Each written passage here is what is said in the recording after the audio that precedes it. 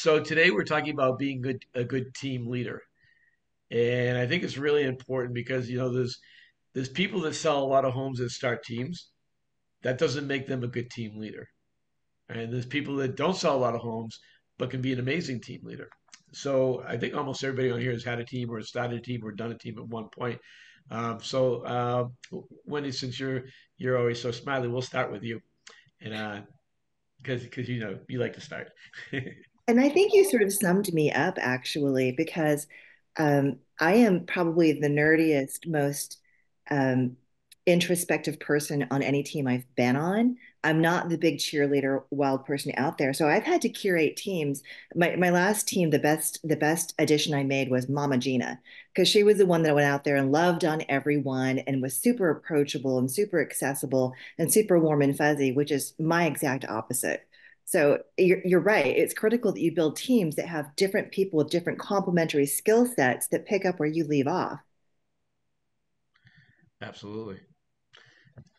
That's it, huh? And that's all I got. I no person is the island, man. No, You no, I'm know, kidding, I'm kidding, I'm kidding. But it's really important that you know that and recognize that about yourself because I think that's the thing. I think a lot of people, and I deal with teams every single day, and I think a lot of people start a team and then they're like, oh, I really didn't know I had to do all of this, and I really didn't, I just want to sell houses. I thought I'd make a little extra money, and then they get into I call it, we start a team for leverage and freedom, but you generally get prison and babysitting. it can feel that way. Yeah, I really most enjoyed training the team because, of course, we're all out there trying to meet people and close deals. But when you bring home a client, you got to know what to do with them. And so that was my greatest joy was teaching the new agents all of the stuff behind the scenes that's not glamorous that they didn't hear about. So, but it's Yeah, important. Hmm. definitely. Pete, nice to see you back. Where you been? Back in action. What's happening? How's Well, everybody even doing? even I'm even all with a dressed up tie, again. I don't think I've ever seen you in a I'm tie.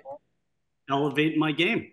I have a lot Wow. of luxury meetings today. So, Nice, nice. listen, I think we I'm all have lowering to my game. elevate our game.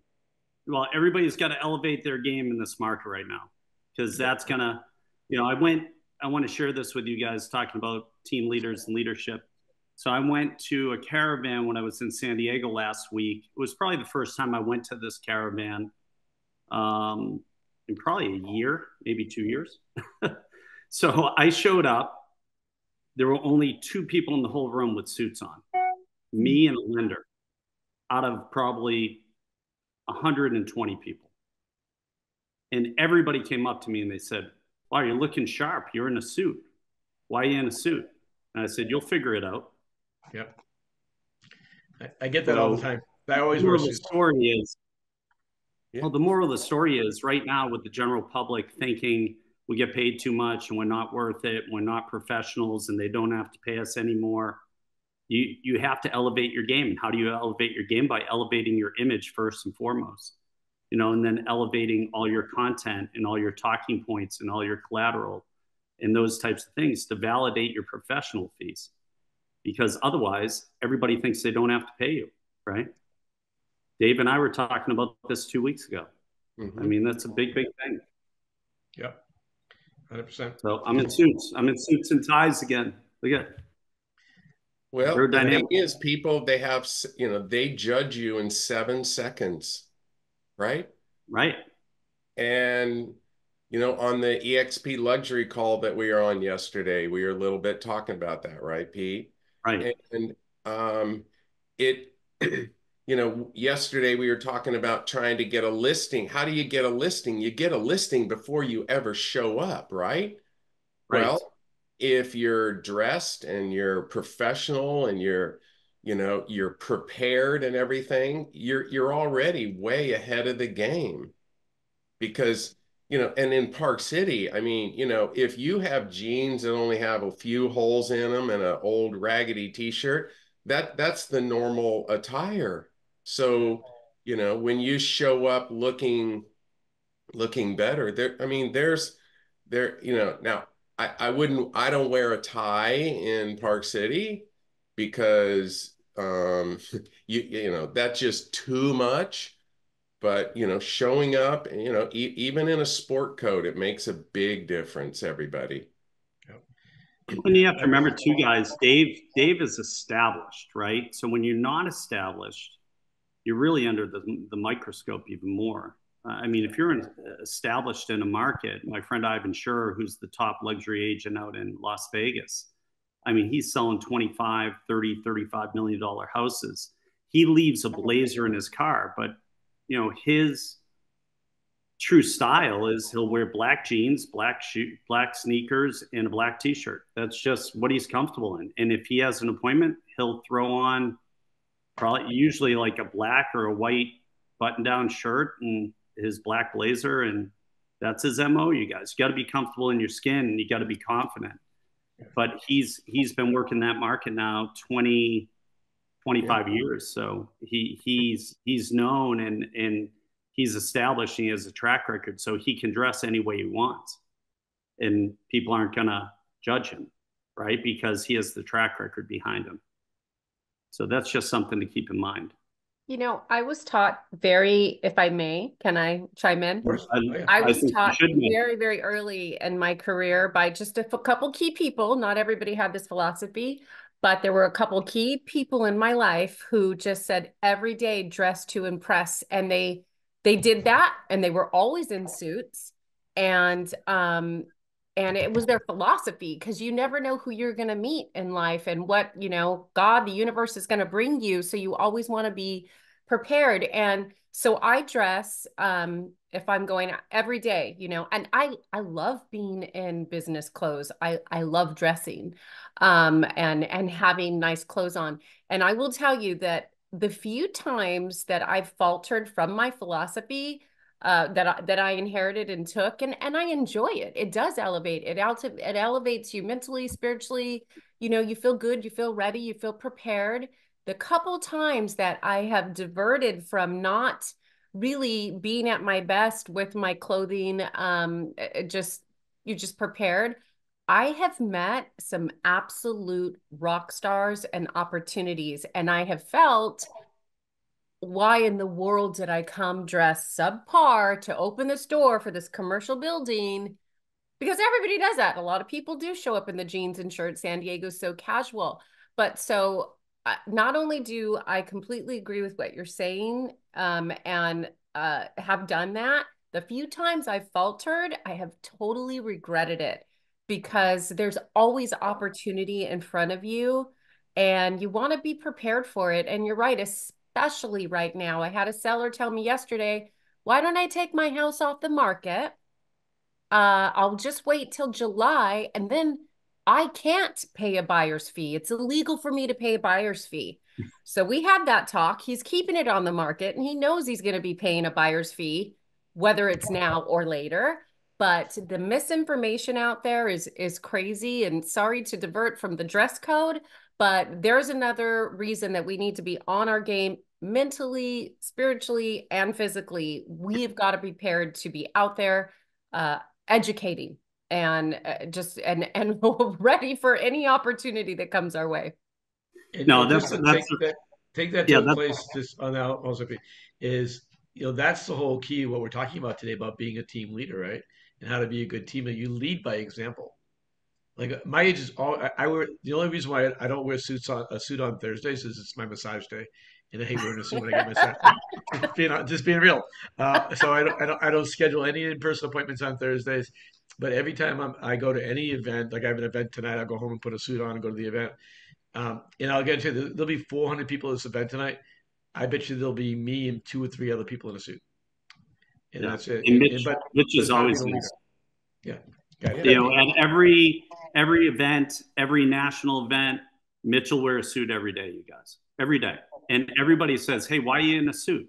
Because they notice them. And, that's part of being a leader and being a team leader. You have to lead the right way, but you do have to dress for your clientele and for your environment. Janet Scott's on here. She's a rock star in Martha's Vineyard, and she deals with a lot of wealthy people. Well, something, when the wealthy people are in Martha's Vineyard, they're on vacation. They're not in suits. They're not on Wall Street that day. They're not dealing with certain things. They're in shorts and bathing suits. So she's in island attire, where I met her at her office, and she was beautifully dressed, but very dressed down, very dressed. I like to call it island elegant. And you just have to be aware of your surroundings. You know, last time I saw Dave, he was in a one-piece ski outfit and he looked like he was going down the ski slope in Switzerland. You know, that was his attire, and all over his ski outfit it said Dave knows Park City. I don't know. That was one of his things. But I think that's the big thing when it comes to team leadership. Mitch, get us back on track. Sorry, I went off on a team. Yeah, no, that's cool. All right, so let's go to Craig. Craig, I want you to talk a little bit about, and you can say what you're going to say, then talk about, you've run a team for a lot of years. So let's get your insight. Again, Pete, you're 100% correct in the clothing. I've always been taught be one level above where you're going and what you're doing.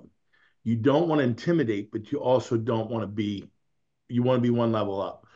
From when I go to elegant wedding affairs, whether it's black tie or not, I'll wear a colored jacket. I won't wear a black tie tuxedo, whatever, but it's one level up. I've taught my kids that, always one level up.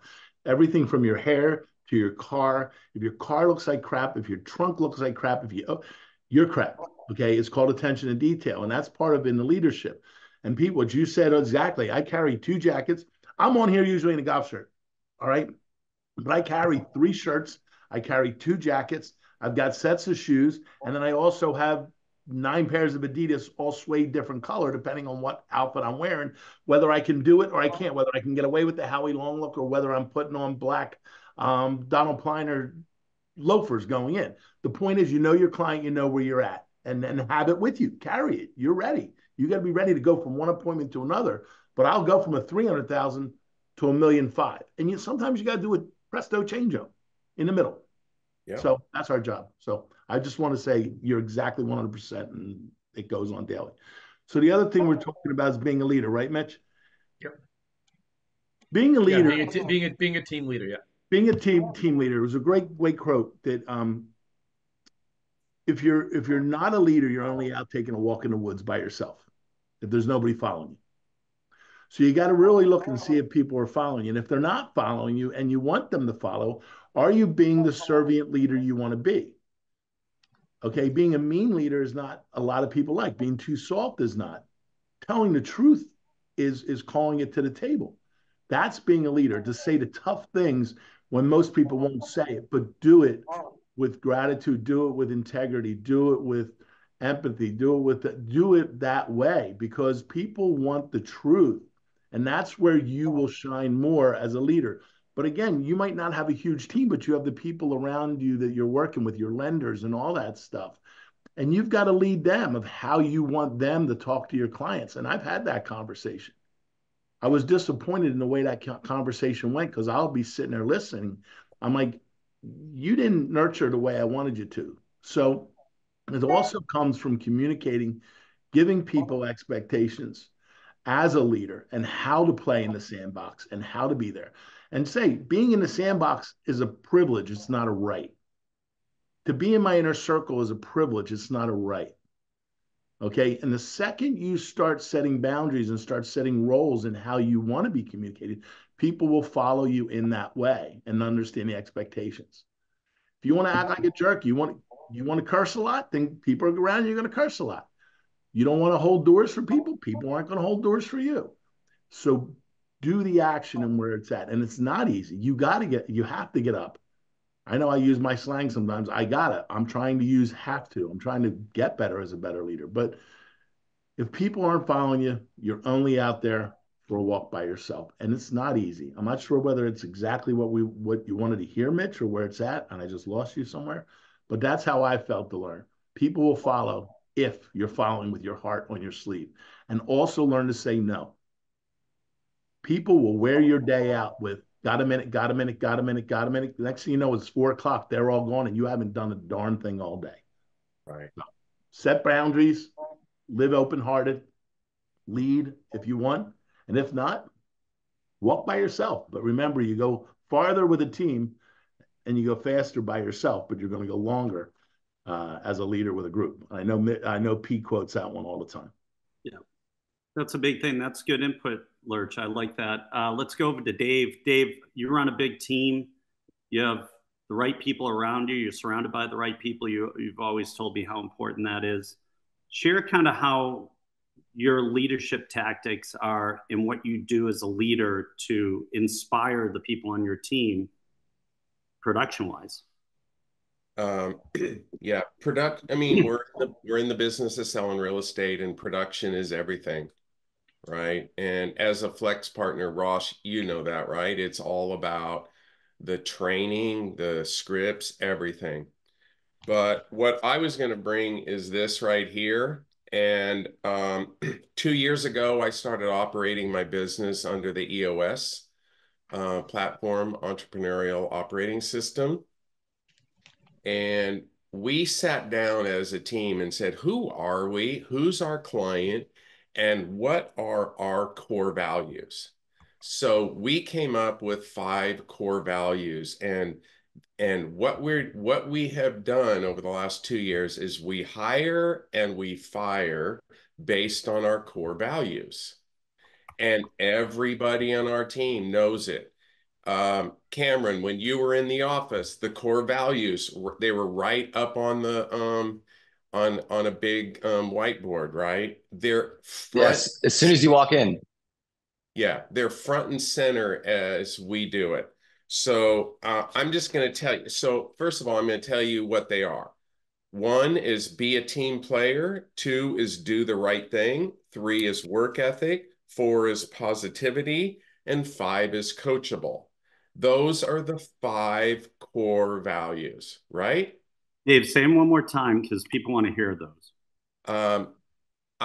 Okay. Be a team player. Do the right thing. Work ethic. Positivity. And be coachable. And we have gotten rid of a couple of people on our team that, you know, were selling sometimes close to $1 million of GCI. But the thing is that if this is what our core values are, and this is what we hire, and this is what we fire, then that's what we do, right? And then we have some subcategories, and you don't need to write these, or I can get this, but under a team players, you got to be helpful, you got to be compassionate, you got to learn from each other, and you have to step in, right? If you're a team player. It's great when somebody goes on vacation and some of the agents are fighting over who's going to get to help that person when they're on vacation, right? Next is do the right thing. Be honest, be professional, put clients first. One of my mottos is if you always do what's right for the client, in the end, you win, right? I remember a client that I had several years ago. She got into and she was starting to flip homes, and she wanted to buy this home. And I told her I wouldn't sell it to her. It was my listing. And she argued with me, and I told her, I said, Andrea, this is not the right house. I know it. It needs too much work. And finally, she said, okay.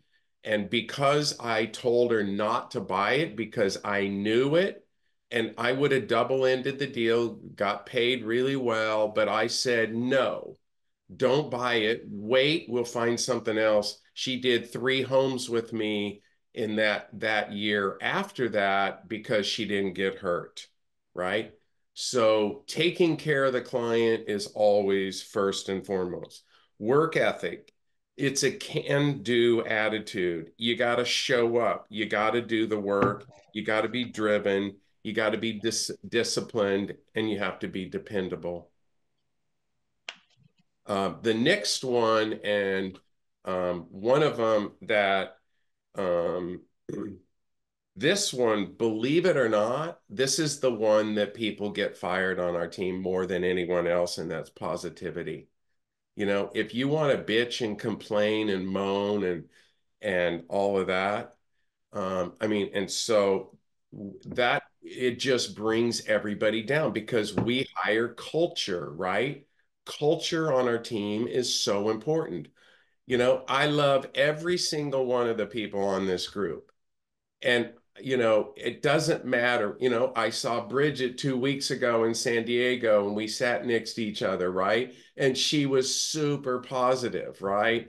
And Pete was there and Mitch was there and Diane was there and we're talking and we're like, how, and the thing that I loved about that meeting, you know what it was? It was, how can we help everybody else? How can we help the people on our team? How can we help the people in our organization? How can we help agents that are not on our team? I invited to this group a couple of agents last week, and they're like, why would you invite me to come to this when I'm not even at EXP? And I said, because if you live by the abundance mentality instead of the scarcity, you help other people. And when you help other people, the stars align and things happen, right? And so we call in positivity, no drama, no Eeyores, right? Remember that? Anybody that's, the Eeyores, and no entitlement. And then the last one, be coachable, is take direction, stay humble, embrace accountability. And so, because we got a lot of people on the panel, that was mainly what I wanted to share. But I also have one thing in all the businesses that I've ever had. I have a motto. You want to know how you can be a good, not necessarily a team member, but a partner. So if you have a partner in business, there's and I use this same thing in marriage, right? Who thinks marriage is a 50-50 deal? It's not, right? The thing is, okay, so is it 60-40 or 70-40 or 90-10? Biblically, it says that we're supposed to give 100% of us, right? And we don't expect anything in return. So using that concept is, if you're in partnership with me, there's one way that I know that we're always going to be, that things are going to be good, is if I can help you and do more for you on my team than you do for the team. And when you have that attitude, oh my goodness, it really changes. So, I'm picking on Ross, right? So Ross, on your team, right? You take care of your team and you give them leads and you give them support and you do all that stuff for them. And then what do they want to do for you? Right? Yeah. What they want to become you because you're giving yourself to them. They want to be more like you is what I'm finding. Yeah. And that's how you grow that culture that you're talking about. Yeah. And so the thing is when I do more for the team, then they want to do more for the team, right? I do more for them, and then they're out there, and when they're showing property on a Saturday night at 6 o'clock, they're not bitching and moaning, but they're excited. So that's what I prepared for today and wanted to share. But at the end of the day, being a team leader is really hard, and it's not for everybody.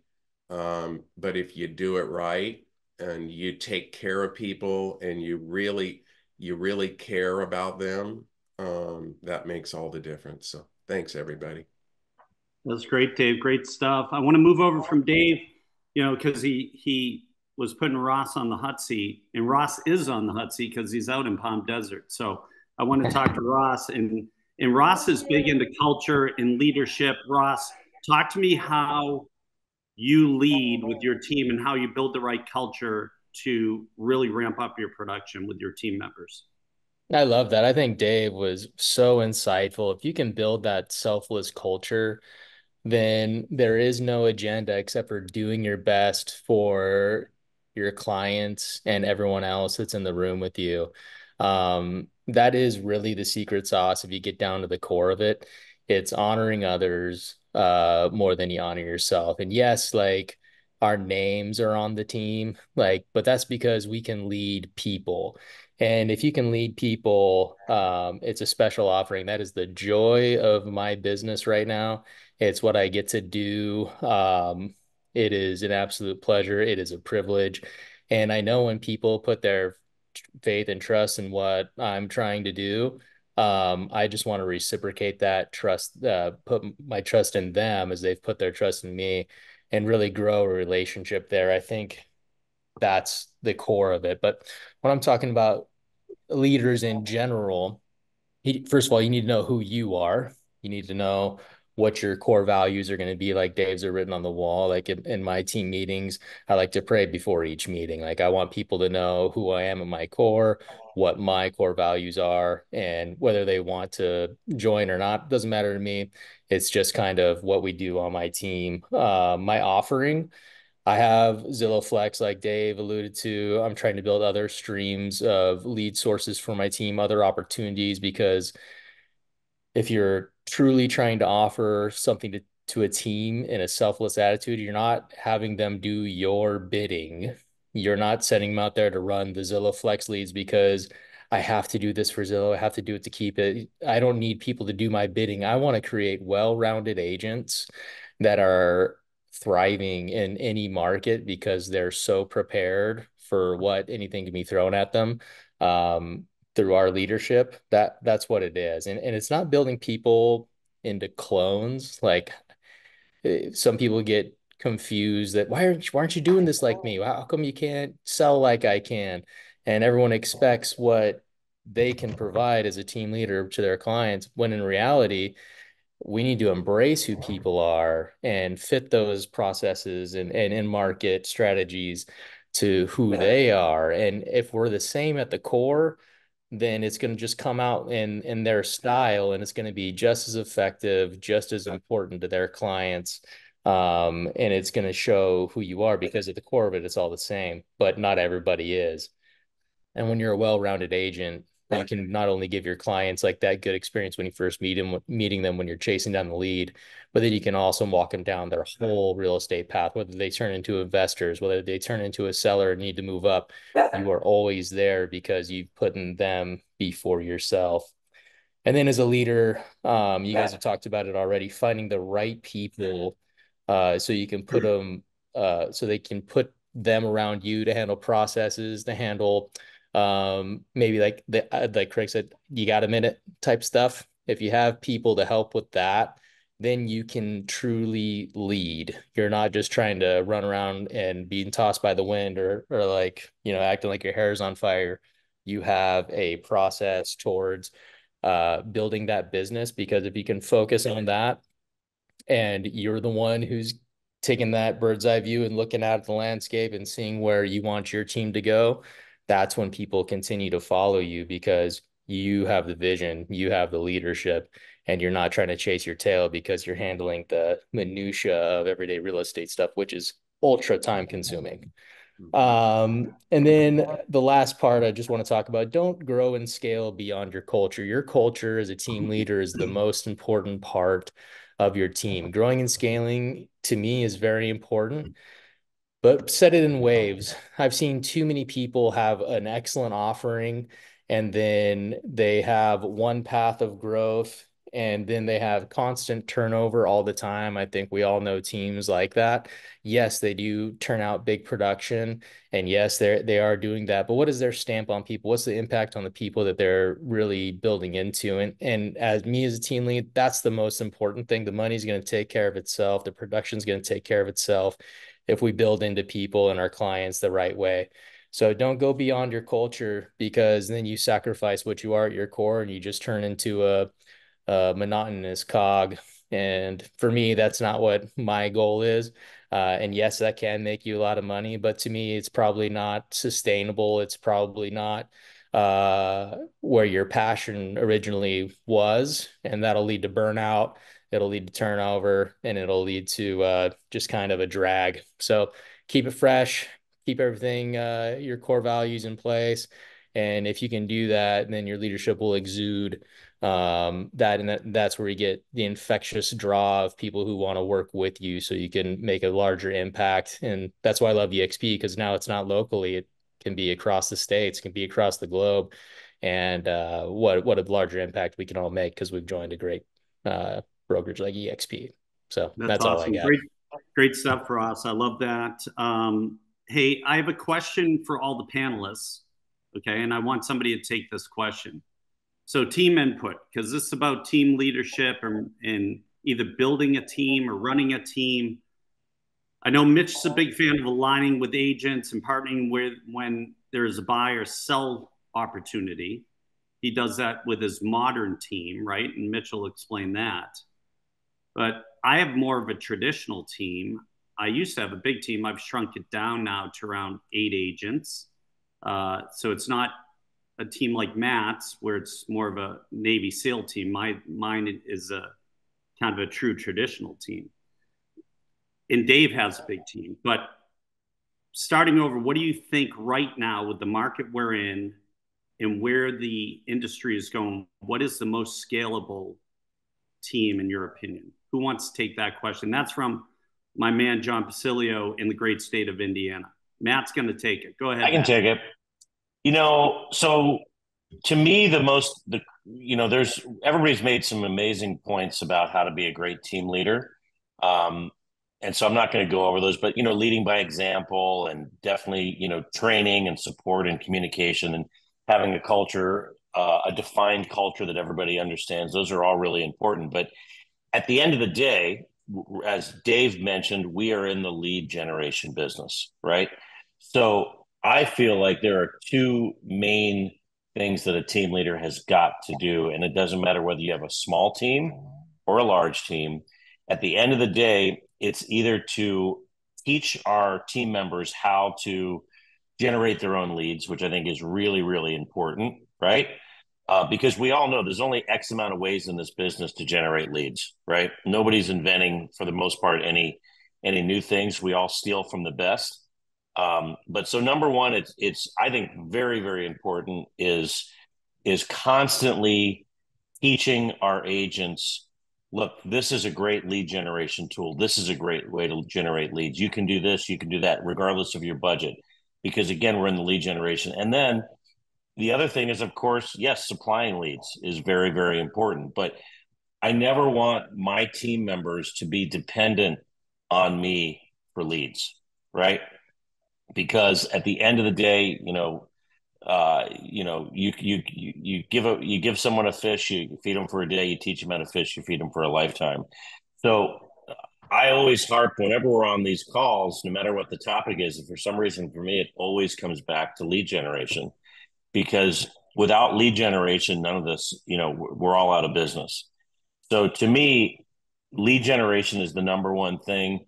And that's what I find most interesting about being in the real estate business is constantly coming up with new, more effective ways to generate leads.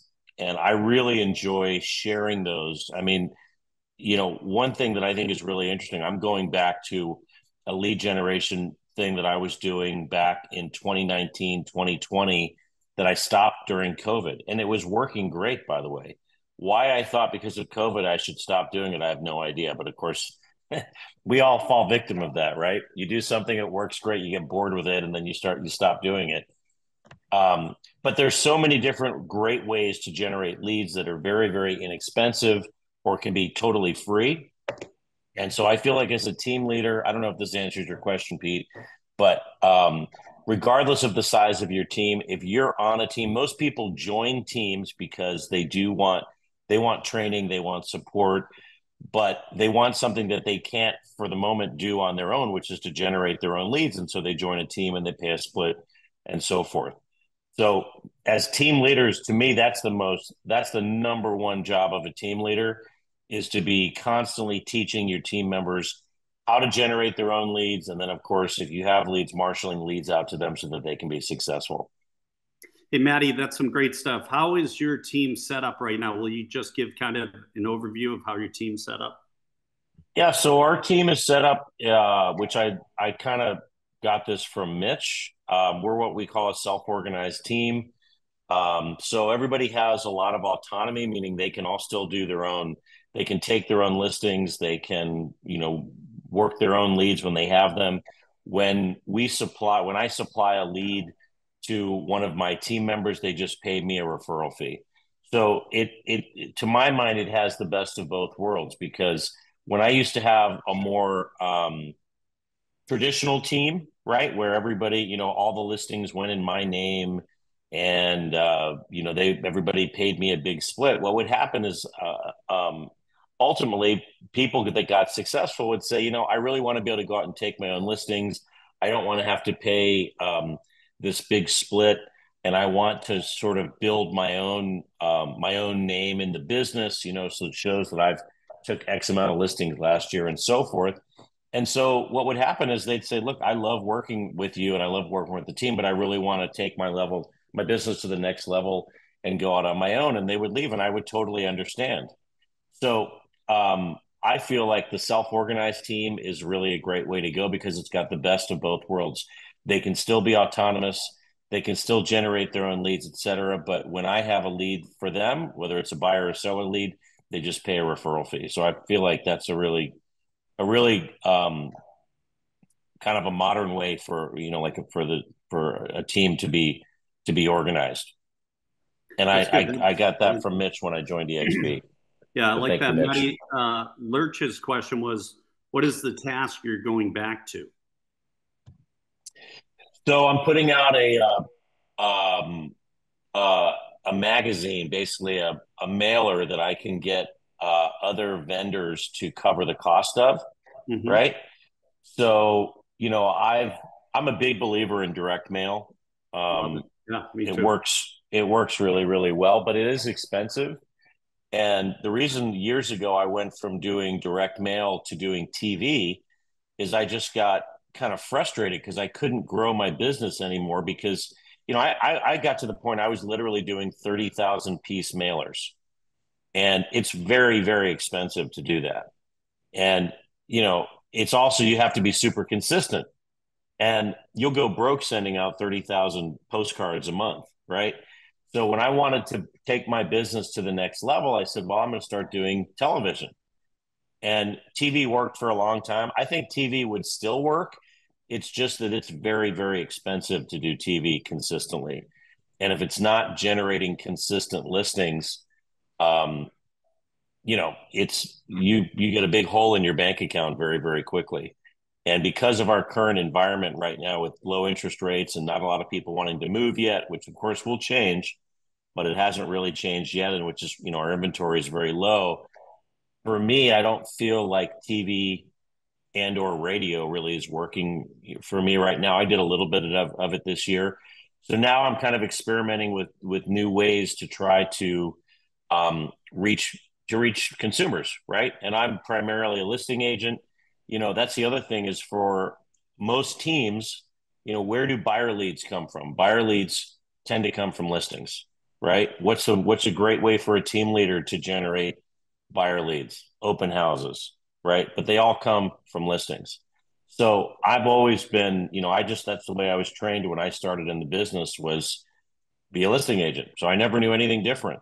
In fact, I constantly have to remind myself, working with buyers is great too, because I was taught buyers are liars. Don't waste your time with buyers, blah, blah, blah. Anyway, so I'll have more on this because I haven't rolled it out yet, but I'm just constantly trying to come up with new ways to reach the consumer. And so we're putting out a publication, and I've just copied this off other agents and kind of modifying it as we go. But I love the idea of doing direct mail, that you can basically have your whatever you want to call it, your business partners, your termite company, your painter, your escrow company, et cetera, contribute to cover the cost, right? Because then you can hit a lot more people, right? So, and I'll have more on that. But anyway, that just goes to show you. I mean, my gosh, years ago, Pete, back when you and I first met in 2000, 2001, I used to do this real estate newspaper. I was telling Diane, by the way, that's another point I'll make, is having an incredible partner is really, really helpful. A lot of people on this call, Mitch, Pete, have a great partner with them, and I have that in Diane, as everyone knows. But not to stray from the point, when years ago I used to do this newspaper, and this thing was a kick to the curb rag. I think it was called the Real Estate Times, and it literally was a newspaper and we would put different content in it, and it would get delivered on people's driveways, And when I look back on it, it was so ridiculous looking, but it worked. I did it for a couple of years. It's like I always say, everything works, nothing doesn't, right? So do something, and that's what we all have to be focused on right now, is lead generation, because that's the business that we're in. Love that. And I think that's super important. Well, you have to also be really good at converting the leads too. You got to convert the leads for sure. Yeah. But you got to have a lead to convert, right? It's a good point. If it's nobody can convert crickets. Oh, wow. Crickets are not convertible. Crickets. Wow. Let's go to Cam Smith. Look he's down there in South Florida. He's got suntan lotion on. Actually, he's got a tan going right now, right? It's hot down here. There he is. It's hot, man. It's hot. Hey, good. He's hot. He's making things happen. So listen, you're doing a lot of things. You're doing a lot of training. You're a young guy. You have next gen training and all these other great things. And you inspire me. I look at you, I'm like, wow, Cam's got a lot of energy. He must drink 15 cups of coffee a day or something. He must be bouncing off the walls. But as a team leader, what are some of the key points you want to make to lead others? Yeah, great point. So regarding the energy, you guys, I actually have the next gen pre-workout coming out soon. No, I'm just kidding. But anyways, so real quick, like Matt was just saying, I run a hybrid team as well, is that I am not the traditional style. When I came to EXP, I seen the opportunity that presented itself being nationwide and not doing the traditional thing. And I just thought that was incredible. That was modern. That was next gen. That's how the future, in my opinion, is going to be, is a very hybrid team model, using, what we call production partners. So you can have people in your same state, an hour and a half away, 2 hours away.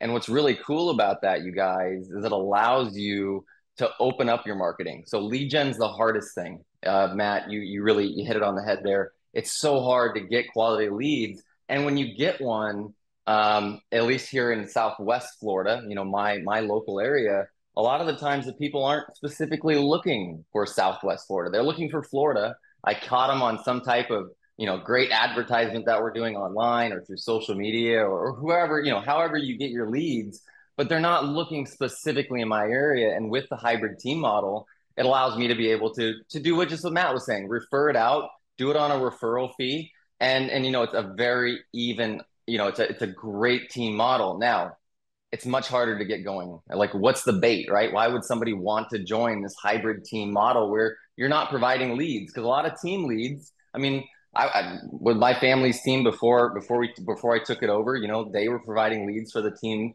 That's how you get your agents, is you're providing the leads for them. So how are you able to, catch, or how are you able to kind of find those agents that are willing to work on this unique model? And it does take a little bit longer, right? That's part of the game.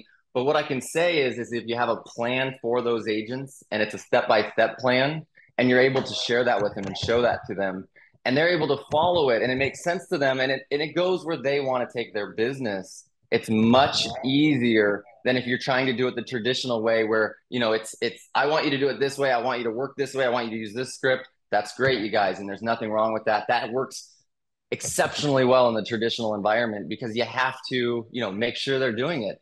Remember, if you have a traditional team, you guys, each agent that's on your team, they're on salary. Those leads that you're buying every day, that's the salary that you're paying those agents. And they have to convert that to pay you back in their salary, right? The hybrid team model is a little bit different. And that's why, I love it. I think it's the future. And I think it's a really good idea is if you are, wanting to become a team leader, or you're a productive, successful agent right now, and you're looking for that next step, you guys, it's in my opinion, the most profitable. And that's why I work, is I want to be profitable. So I got a couple more quick things because I don't know if anyone else is left.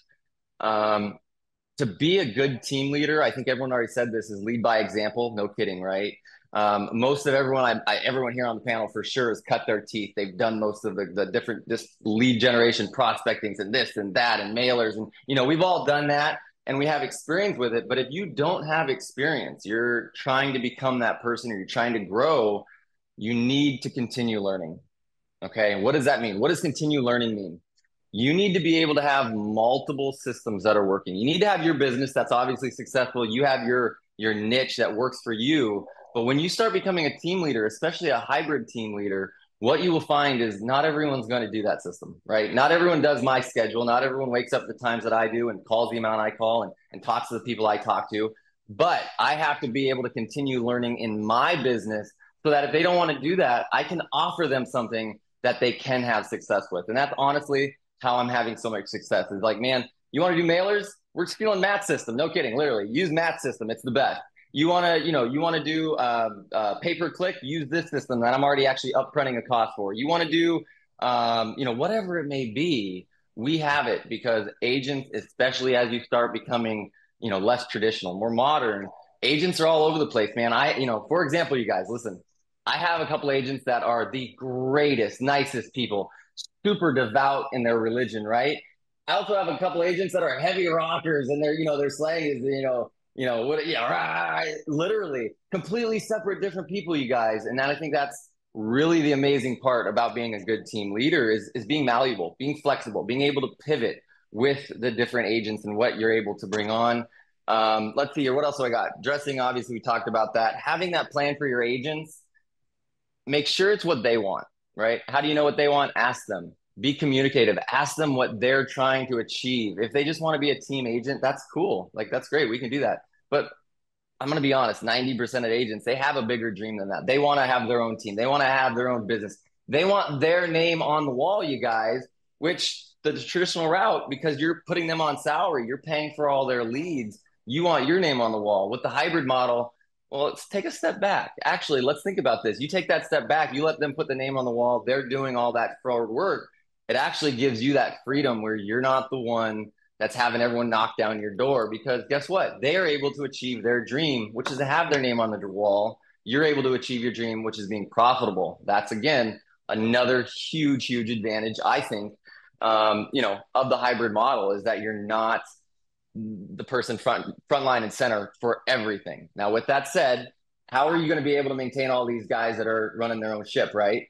You have to get scheduled. And if you use either like Google Calendar has a scheduling feature, right? It used to be Calendly that we all use. Well, Google Calendar now does it. You send them the link. You say, hey, book a time that works for you.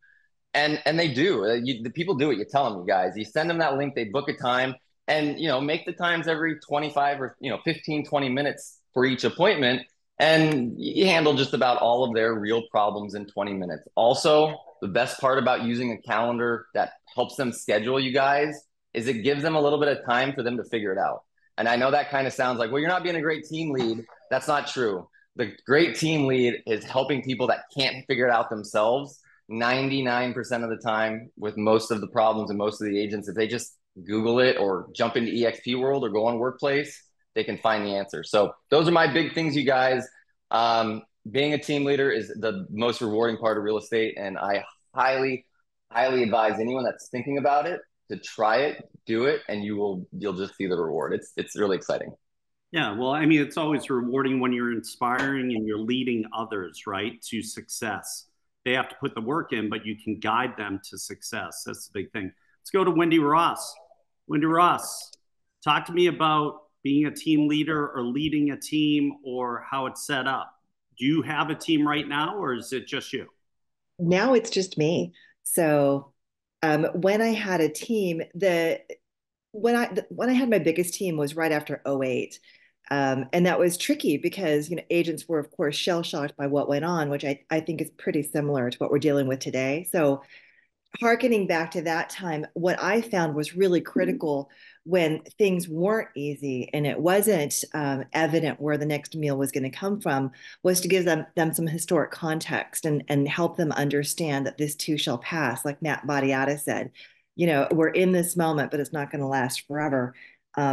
And I think perhaps that was like the biggest contribution I could make in a moment of time like this, if that's what you're asking. That's awesome. I love that. So let me ask you this right now. So you used to have a team, you're leading yourself. What is your number one lead generation skill right now for your business? You know, it's funny. The one thing that has always worked for me and still is the best source for me is I need to have my body in front of people.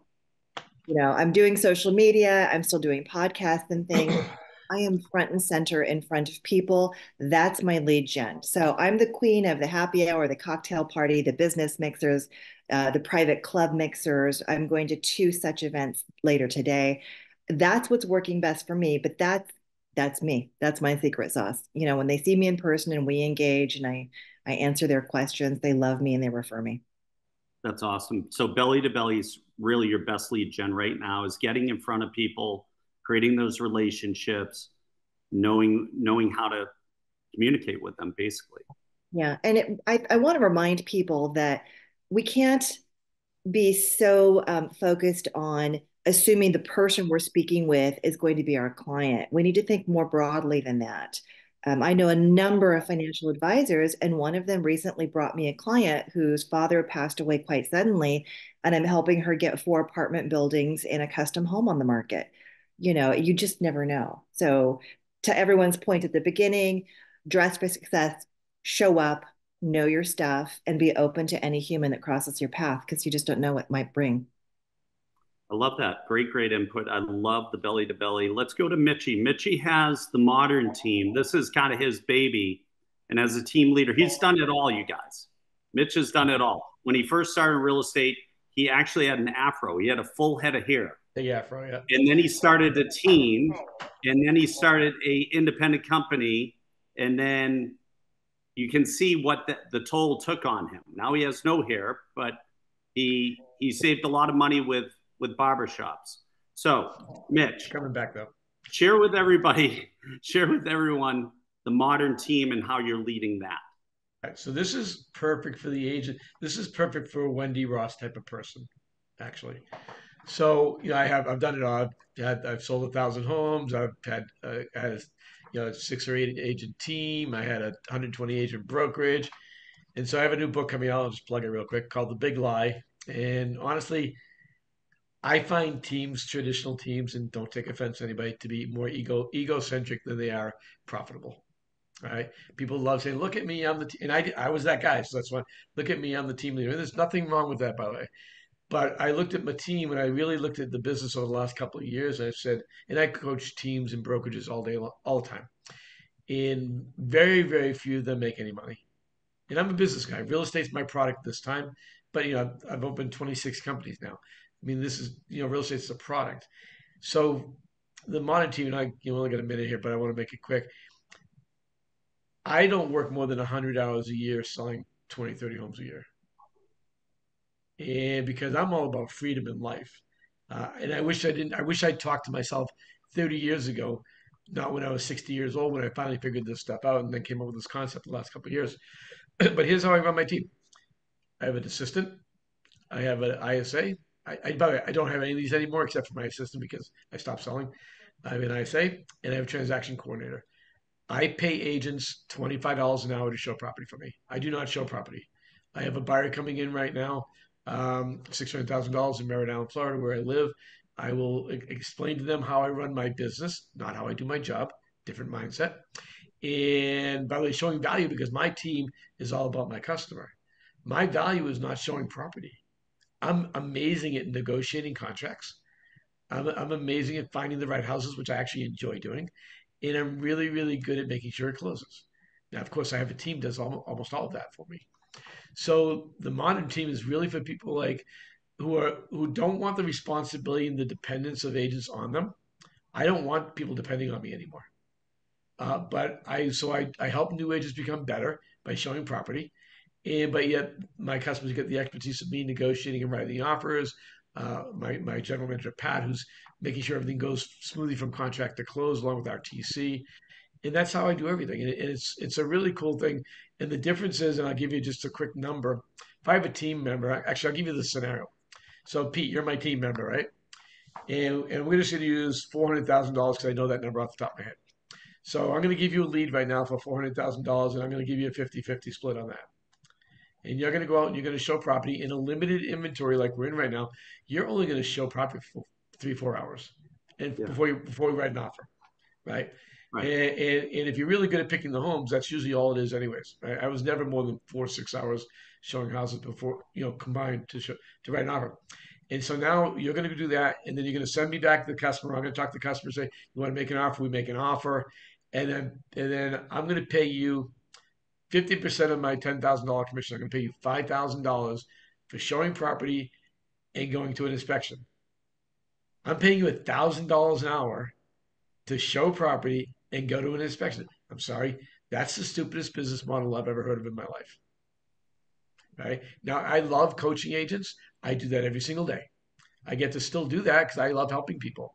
But as far as a business model for my business, if I'm generating the leads, I'm making sure everything closes, I'm doing all the negotiating. Why am I paying someone $1,000 to open doors? I just don't find it right. So it's called the big lie because I think that's a lie. I think that's not the way you should really run a business. And it's not anybody's fault. It's how we were taught. I did what we were taught. I was taught, become successful, start a team, start a brokerage.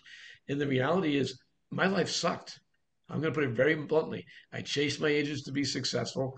And when they got successful, they left, right? That's what happens. And they hated me because I only gave them a 50% split. Like they're constantly, why are you only giving me 50%? Because I'm paying you $1,000 an hour. And I was talking to an agent, a team in San Diego, Pete, and they're paying $3,000 an hour. Jeez. So we can have a whole other conversation on this sometime, but that's why I read the book. I want to change people's lives. I want to create freedom because you can sell 30, 40, 50 homes a year and work 100, 200 hours a year. Tops. There you go. No, I like the concept. So that's just another thought process that you can look at and be a leader and do it that way. You have to remember right now, you guys, a lot of people's production and transaction counts way down. Right? The market is changing. It's been shifting and people are spending a lot of money on leads. And if you're not good at converting those leads, it's wasted money. So why shouldn't you get the reward for the risk, right? All right, we're at the top of the hour. Great content on how to be a leader.